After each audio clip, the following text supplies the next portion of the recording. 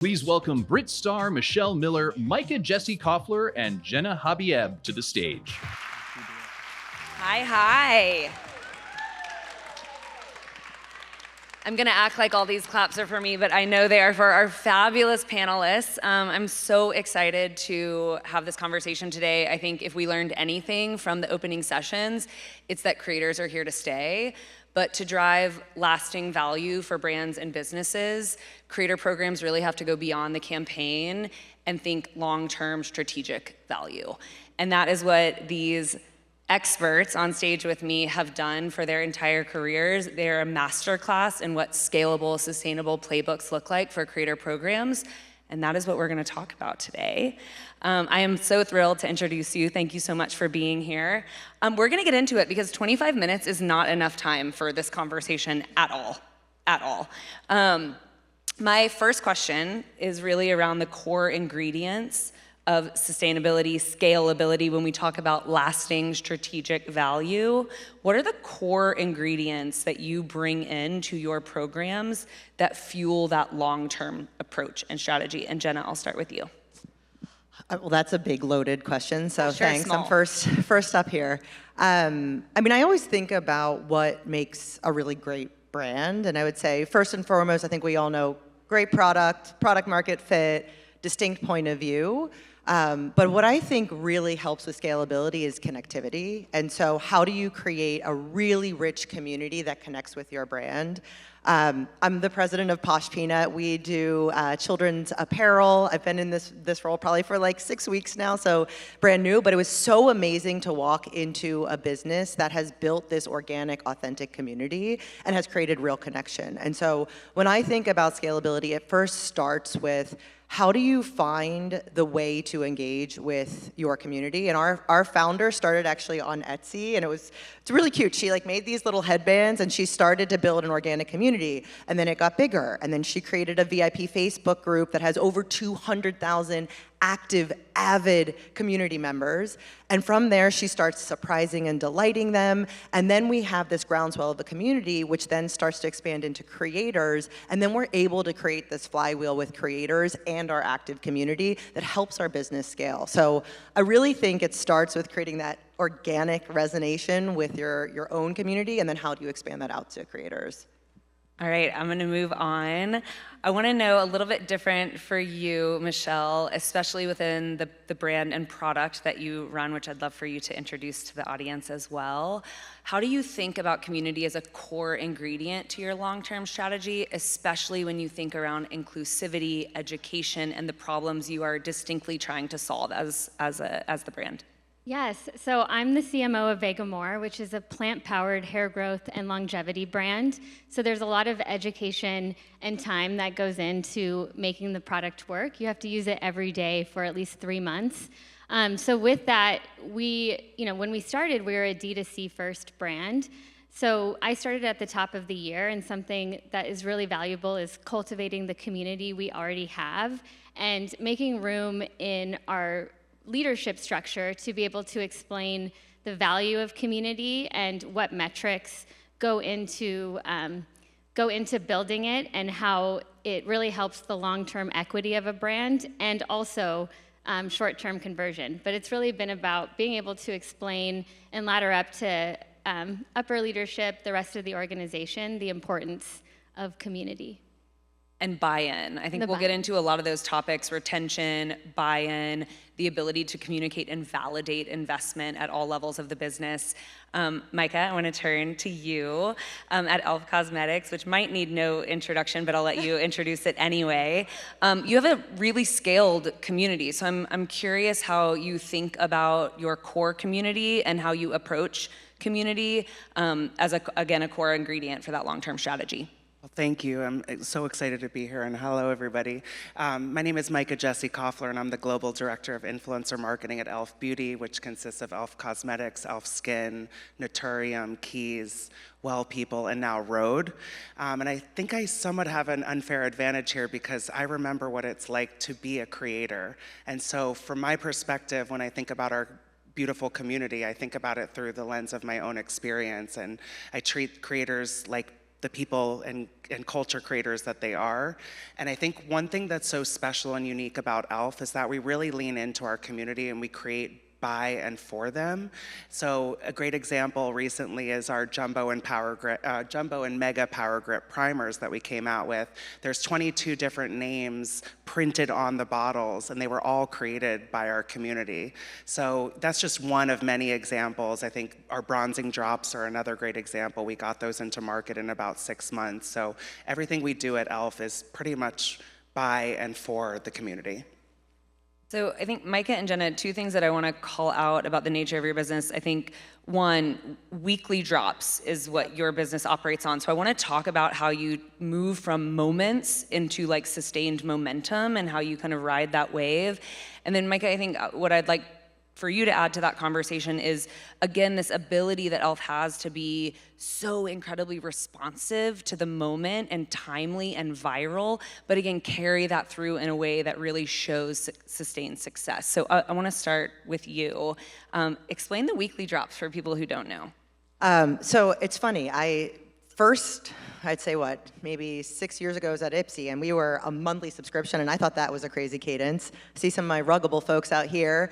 We had some collabs dropping almost every month, and now I'm at a business where we have weekly drops. So it's pretty insane, the pace that we're moving. But what we found is we have these massive spikes of business because the retention that this company has at Posh Peanut is something I've never seen before. And our customers are actively coming. We actually measure our business on our Thursday drops. We measure it at the 5-minute mark, the 10-minute mark, and the 1-hour mark, because we know how fast products will sell out and how fast we have to signal to our buyers to buy back into products. So it's this sort of crazy spell that we have, but it's driven by the demand of our customers. We also see that we have a huge resale market. So a lot of moms are buying our products and then reselling them for sometimes hundreds and thousands of dollars on the resale market. So it's this really interesting dynamic of we're kind of helping fuel other people's businesses through our drop model. But what I think is really interesting is kind of going back to even what you're saying is really listening to the community to say, what is it that you're looking for? So I talked about how our founder is highly engaged with our VIP community. She's asking what collabs, what products, what things should we bring back? What things should we recolor? The other day, we've been talking about simplifying our website, and we asked about shoppability. What navigations do you like to have? Within 1 hour, we had 1,000 responses. Like, it's incredible the amount of engagement and the amount of feedback loop that drives our business. Yeah, and at e.l.f., some recent examples are, I don't know if anyone followed Oliver in Phoenix. Oliver was this guy who was sharing his journey online of how he quit his job and learned on ChatGPT how to sail, and he set out to sail around the world. And you might think, what's the connection with e.l.f. Beauty? But one of our core ethos is kindness. And we realized that he was running out of snacks, his cat was running out of food, and he was getting sunburned. So we figured out a way to drop a package off to him in the middle of the ocean in the Pacific. I mean, some delivery services can't even find my apartment address. And we worked with a plane company in Hawaii to find him. So that's one example of how we're really tuned in to what the culture is responding to, and we find our way in. Another great example is how creators online were starting to use our Halo Glow liquid filter bottle as a jumbo lip gloss, and then they started to turn it into like other jumbo versions of things, and other companies might look at that and say, well, that's not how this product was meant to be used, and veer away from it. But instead, we leaned in and we actually created a DIY kit that we sold online for people to really fuel their innovation and creativity. So we listen, we lean in, and we don't shy away from what other brands might shy away from. I love that. Michelle, I'm going to phrase the question a little differently to you. You talked about the kind of long-term efficacy that you're needing to prove and educate with on your product. How do you create moments in what is a much longer narrative and story around your brand and products? Yeah, so we think overall that's why community is so important, so we can pull from people actually using the product, and many have used for years. And then when we're thinking about creator partnerships and things like that, we break it up into 3 categories.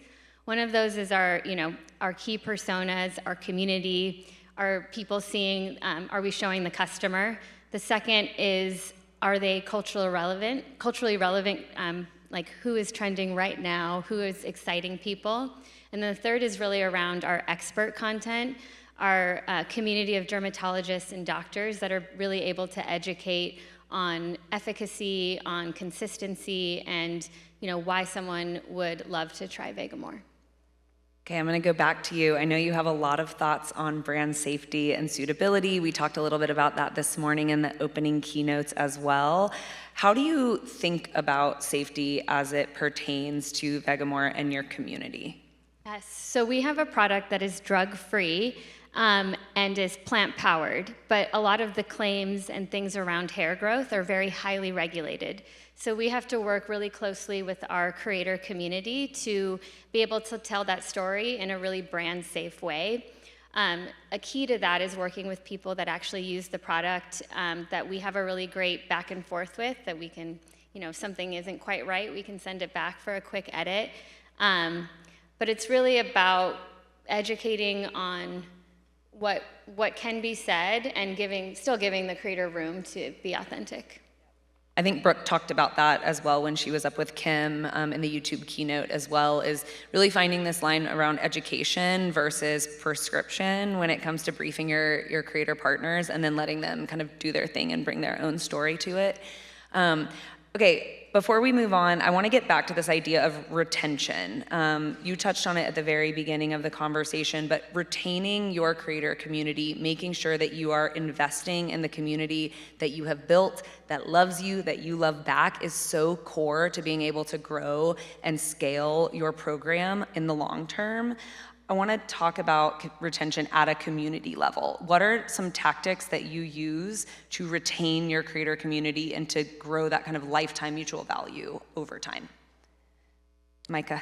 Yeah, I'll take this. Well, we certainly use CreatorIQ and Tribe to let us know who we have retained, of course. But for me, there's no distance between me, myself, and the creator. That's one thing at e.l.f. we pride ourselves on, and from the C-suite down, it's zero distance. So the creators are in my DMs. And, of course, I've only been at e.l.f. about 8-9 months now, and I know that how many creators we've nurtured and developed relationships with before, but I take them out to dinner. They're in my DMs late at night. I'm getting messages from them at 2 a.m. I work 18-hour days, and it's not work to me because, again, I was a creator myself. I was that guy up at 2 in the morning waving my hands at brands hoping that they would notice me. So again, I think I'm in a unique position as leading influencer marketing at this company because I think from their perspective. I don't treat them like a pillar of our marketing platform or our marketing matrix. They are culture creators, and they tell us what they want, and they know that they can come to me, and I think that's unique. It's a unique position to be in. What do you do if you can't work 18-hour days and you're only one person? Well, that's a good question, and I was one person up until about 3 months ago, and I've got my team here with me today. So excited to have you all. But yeah, I think it's about being intentional and really I feel it in my gut. And I think I would just encourage any influencer marketer out there to feel it in the gut. You get those DMs and you know the ones who really want to work with you. And you can feel the difference between someone who's just trying to get a brand deal and someone who, maybe they are an immigrant and they came to the States with their family and their mom said to them at Target, you have $10 to buy a product, and they got so excited because e.l.f. was affordable. They could get 5 products for $10. And that story makes my heart flutter. And those are the partnerships that I truly value. I do not care about follower count. I'll say it again. I don't care about follower count. I care about pulling at my heartstrings, finding that authenticity, that true relationship. I didn't want to compare it to dating, but I guess I will, in the sense that it's a journey. We start with gifting. We start with inviting them into our home, into our office, and let them see what the world of e.l.f. is really like, and then we explore paid partnerships. Okay, I don't want to cut you off because I'm sure you both have amazing thoughts, but I do want to be cognizant of time and we have a lot more to get through. There will be a question at the end that's like anything else to add, so if it's this, come back to it. I want to get into content strategy. We talked earlier about this being a content-first industry, and that approach really changes things. Creator content can show up across every single consumer touch point, and it can have a real blend of brand and performance. So I want to get into the strategies of how you use creator content, and specifically, Jenna, I'll start with you, how you approach the balance of performance and brand marketing through your creator relationships and content. How many of you have heard, like, oh, how is this going to get measured? All right, raise your hand. How are you measuring this? Yeah, okay. So I think it's so funny that there's this dynamic of brand versus performance. I think of it as one ecosystem. You can't have performance marketing without brand, and you can't scale a business with a brand without performance marketing. And so I really encourage people to think about that true flywheel. Now that I'm in a president position, not just the CMO, I also have to think really hard about the business metrics. Not that I wasn't before, but even more pressure in this role. But when I think about brand and performance, it always starts with what can you organically do with your business? And I am a very big proponent, and one of the things I would have tacked onto that is don't underestimate seeding. Right? So if you are able to get your product into tons of people's hands, think of that as a channel in its own right. You're getting that reach, you're getting that awareness, you're reaching niche audiences, and then think about how you can really build the flywheel into performance marketing. So there's tons of different platforms and ways you can get immediate usage rights to then fuel your performance marketing. So how can you use that in ads? How can you use it in your owned channels to really build more authentic native content in your own channels on site, in email, and SMS? And so I really think about how those things work together. A lot of times people ask me about, well, when do you do pay for play? When do you do things that are more organic? And I think it really is about your business objective. So I'll give you a for instance. Holidays coming up. People love family matching in pajamas. Guess what? Every holiday we have family matching pajamas. They're cute. Go look at them. They're amazing. I buy them. Yeah, they are. They're adorable. And so that's something where I would leverage seeding. Let's get bulk seeding. Let's get every different type of family out there wearing our holiday pajamas. Great. That's like a seeding, not a pay-for-play campaign. If we're about to launch a new fabric, and you talked a lot about education, there are components of education that you need to teach. There are things you have to think about, whether it's for a newborn and there's some safety issues or sustainability issues you have to think about. That's a great opportunity to do a pay for play because then you can articulate some of the key messages you want to make sure gets across. And then as part of that pay for play, you ensure that you have the usage rights to then push it through paid. So then you're creating this megaphone approach. And so I always think these two things have to be connected, and a lot of times departments are bifurcated or even strategies are bifurcated, and I would really encourage you, no matter what side of the fence you sit on, to push for those kinds of conversations. Michelle, can you answer the same question, but specifically from your perspective of a scaling company? How do you think about that? Yes, well, what I'll say is creator content is used everywhere along our funnel, and like you said, it's really a flywheel between our consumer engagement and social team and performance team. When we're looking at scaling, we're looking at two things: the brand metrics of building a community and what are the long-term effects of, growing our followers, getting more EMV. What are our seeding efforts and how do those translate? And then looking at performance on, okay, what types of content convert? What types of content send traffic to our retail or to our website? So agree that it's really about pulling that together to be able to scale. Without that, you can't scale. And I think from a community perspective, we really put that first. I have a question too about metrics. I think we all want like this silver bullet North Star metric that everything can like ladder up to, but we know that diverse outcomes need diverse KPIs. What is your kind of standard set of North Star metrics, plural, and how do you use them in your playbook? I mean, from a top of funnel and brand building perspective, we're looking at things like site sessions, we're looking at things like community growth, EMV, and from a performance perspective, looking at conversion, looking at our search. Search is a big one for your desirability. You see that a lot on your site search too, like, and again, I'm calling out some of my Ruggable folks here, but when I was at Ruggable, we would see when we would do influencer campaigns, you would see people flooding our search looking for these specific products. And so Definitely. obviously you have to do your due diligence to make sure you're kind of having that connective tissue too. You can also see it on Amazon. When you do a big campaign on TikTok, it translates to Amazon, but there's not a real direct link.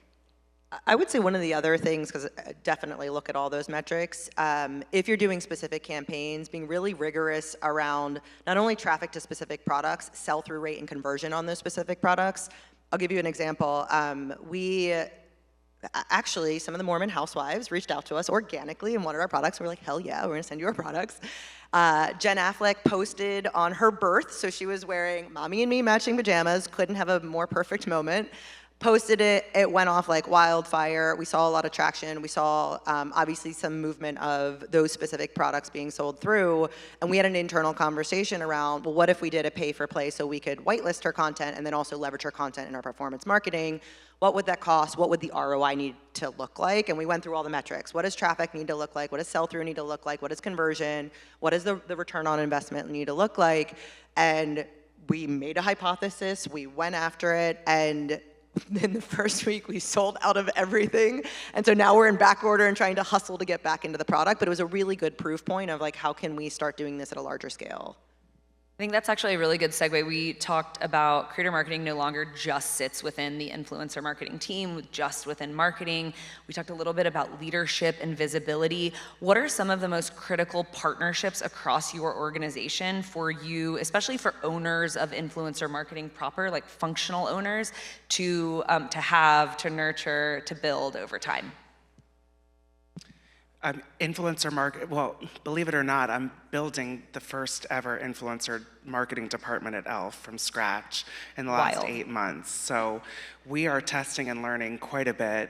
Influencer marketing is part of every single part of the flywheel, from paid media to events to PR, social media, out of home. I mean, we're starting to throw creators onto billboards, and you're going to start seeing a lot of that very soon. So it's a beautiful journey that we're on, and I think everyone's starting to realize at e.l.f. how powerful creator marketing is, both for awareness of e.l.f. and all of our new brands from e.l.f. Skin, but also for driving conversion and traffic to our site. So it's fully 360. Michelle, Jenna, any thoughts for you on partnerships that are critical to scaling success? Yeah, I mean, overall, we're exclusive to Sephora. So earlier this year, we partnered with Nara Smith to help launch our supplements. And it was great to be able to work in the kitchen with them, to be able to negotiate secondary exposure, co-branded posts, to be able to bring that to life. So I think it just, like you said, it's everywhere, from billboards to our retail. Our employees are influencers also. My team is here. I love that. We talked about like community, we talked about kind of building from the inside out, talked about retailer partnerships and the power of that. What about internal partnerships? So you sit in the president position. Who are you hoping is like kind of creating that visibility for you? Where does that come from across the team? Again, like what are those critical like connection points? I mean, I think really strong brands are building more of that integrated marketing function. So it is bringing together everything you're doing on the organic side and paid side. So we do weekly business reviews, so I'm sitting to say what's happening on our site. So what's happening from an e-com perspective? Are we seeing those searches? Are we seeing sell-through of some of those key products? Sitting with the brand team, social team, how are we kind of seeing that come about? I'd say the biggest partnerships I have at the highest level are from a financial perspective. If we are going to put this much investment, what is the return on investment? And again, we talk about measurement. What is the best way to measure it? Because we all know influencer measurement is not clean. It's not like a meta ad, right? It is not a clean measurement. The other one that's been a lot newer for me, especially being in a business that has such a crazy drop model, is working with our demand planning and inventory team. Because the last thing I want to do is hype out a product that there is literally no inventory left in. And so that is a cycle that we have gotten into to say, are we over-indexed on some inventory? How can we get creative to push that? If there's something that we love, how can we buy into it? Or are we okay with the FOMO sellout model? So that's probably the newest partnership I've had because of the pace of our business. All right, well, we have flown through this time as we knew we would. I'm gonna give it over to very quick last final thoughts. One piece of advice you would give to everybody in this room for building a long-term, long-lasting program that is fueling business and brand growth. I guess I can go first.